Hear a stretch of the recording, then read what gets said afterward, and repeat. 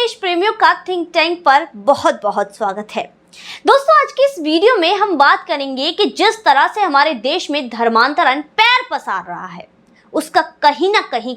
एक कारण ये भी है कि जो अधिकार हमारे मंदिर और मठों पर सरकार का है, जिस वजह से कहीं ना कहीं हमारे देश में धर्मांतरण हो रहा है। ये मैं यूं ही नहीं कह रही हूं, ये मैं पूरे फैक्ट के साथ दोस्तों आपको समझाऊंगी इस वीडियो के अंत में। लेकिन दोस्तों, उससे पहले हम बात कर लेते हैं कि हमारे देश में हमारे मंदिरों पर जो अधिकार है सरकार का, उसके लिए 35 कानून बनाए गए हैं, जिनको जो वरिष्ठ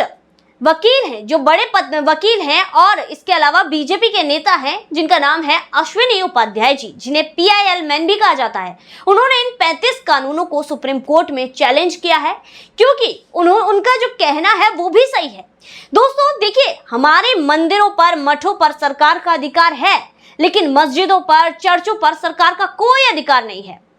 हमारे मंदिर, जितने भी बड़े मंदिर हैं, उन पर जितना भी चढ़ावा आता है वो राज्य सरकारें लेती हैं। लेकिन दोस्तों, मस्जिद, इसके अलावा जो चर्च हैं, उन पे जो भी पैसा आता है, उनकी जो भी संपत्ति है, उन सभी चीजों पर उनकी ही कमेटियां बनी हुई हैं, उनका अधिकार है। दोस्तों आप देख लीजिए, हमारे देश में दिल्ली में कालका जी मंदिर है, उस पर सरकार का अधिकार है,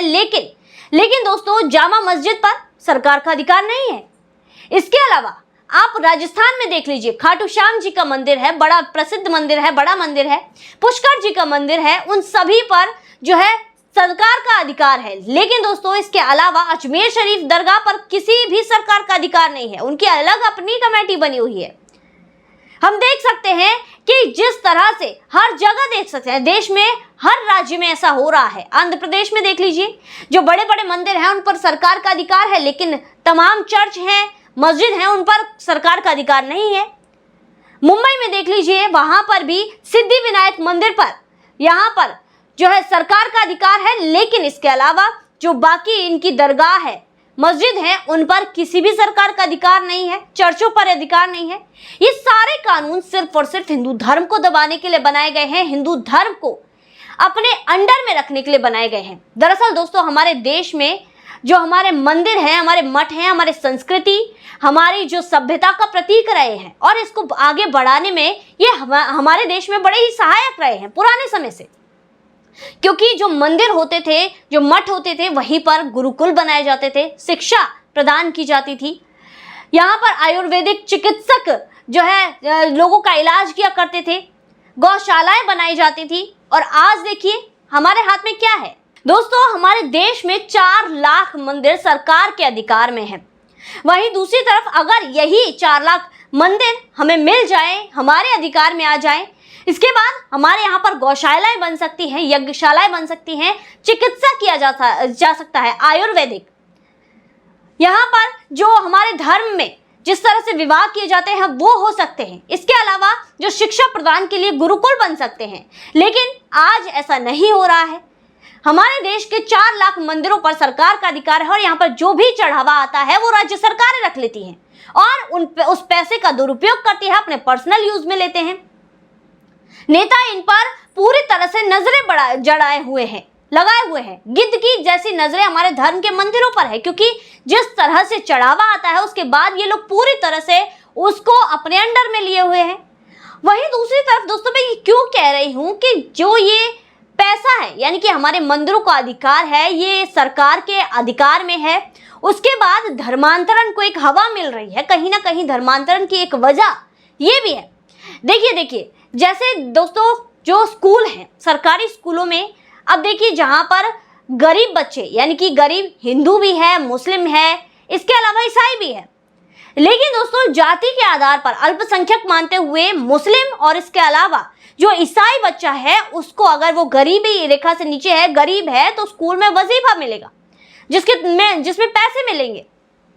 लेकिन वहीं दूसरी तरफ हिंदू बच्चा भी गरीब है, उसको कुछ नहीं मिलेगा। इसलिए जब वो एडमिशन कराते हैं तो अपना धर्म परिवर्तन कर लेते हैं, और कई ऐसे मामले देखने के लिए मिले हैं, कई ऐसे खुलासे हुए हैं। जो हिंदू बच्चा है उसमें वजीफा लेने के लिए पैसे के लालच में, क्योंकि भाई गरीबी हर चीज करवा देती है, जिसमें हिंदू बच्चा पैसे लेने के लिए उसमें अपना रिलीजन चेंज कर देता है, मुसलमान लिख देता है, यानी कि इसके अलावा ईसाई लिख देता है, कुछ भी लिख देता है जिससे कि उसको वजीफा मिले। यही चीज हमारे देश में धर्मांतरण करा रही है। यहाँ पर देखने के लिए मिल जाता है कि यहाँ पर ये लोग भी सोचते हैं कि अगर मुस्लिम होने से और ईसाई होने से पैसा मिल रहा है तो कैसे भी हम ये पैसा ले लें। हमने कई बार देश में देखा है, पंजाब से लेकर हर जगह पर देखा है कि जो मशीनरीज हैं वो लगातार धर्मांतरण पैसे का लालच देकर गरीबों का ही करवा रही हैं। गरीबों को ये लोग पैसे देते हैं, उनकी आर्थिक मदद करते हैं,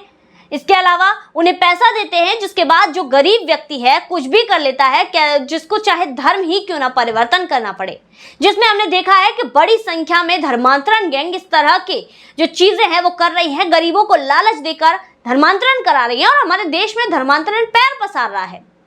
इसके अलावा अगर हमारे मंदिर के अधिकार हमारे अधिकार में आ जाएंगे तो इसके बाद ये जो चढ़ावा का पैसा आता है, जो चढ़ावा आता है, हमारे जो ये पैसा आता है उसका जो प्रयोग है हमारे धर्म के लोगों के उत्थान में,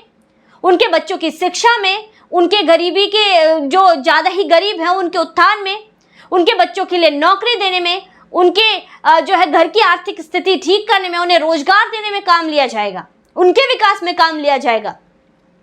ना कि यहाँ पर इस तरह की चीजें की जाएंगी। अब देखिए जिस तरह से हमारे मंदिरों का चढ़ावा आता है उसके बाद सरकार इसे रख लेती है,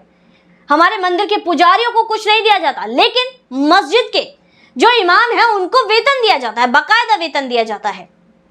जिसमें दोस्तों ये नाइंसाफी बड़े ही लंबे समय से हमारे देश में चल रही है और ये खत्म होनी चाहिए। जिसमें अश्विनी उपाध्याय जी ने यहाँ पर सुप्रीम कोर्ट में इन 35 कानून जो हमारे देश में धर्म को, हिंदू धर्म को दबाने के लिए लाए गए, उनको चैलेंज किया है।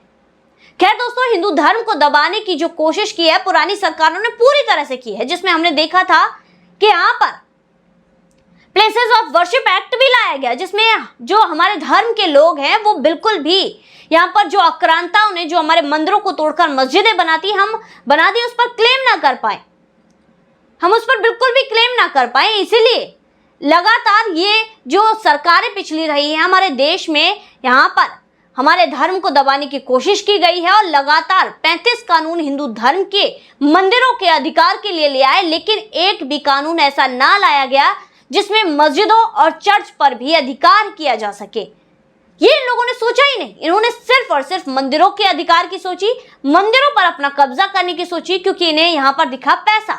कि भारी संख्या में हिंदू धर्म के लोग यहाँ पर चढ़ावा देते हैं, जिससे हम अपनी महत्वाकांक्षाओं को पूरा कर सकते हैं, हम इस पैसे को अपने यूज में ले सकते हैं। और जिसमें धर्मांतरण गैंग भी पूरी तरह से एक्टिव हो गया है, जिस पैसे से, जिस चढ़ावे के पैसे से ही इमामों को सैलरी दी जाती है, लेकिन हिंदू धर्म के पुजारियों के हाथ, पादरियों जो यहाँ पर पूजा पाठ करते हैं, पुजारी हैं, पंडित हैं, उनके हाथ कुछ नहीं लगता है। तो दोस्तों इसमें सुप्रीम कोर्ट में जो सुनवाई होगी अक्टूबर में होगी, फाइनल हियरिंग। ये जो मामला है कई सालों से चल रहा है, जिसमें अश्विनी उपाध्याय जी ने इसमें चैलेंज किया था और यहाँ पर अब सुप्रीम कोर्ट द्वारा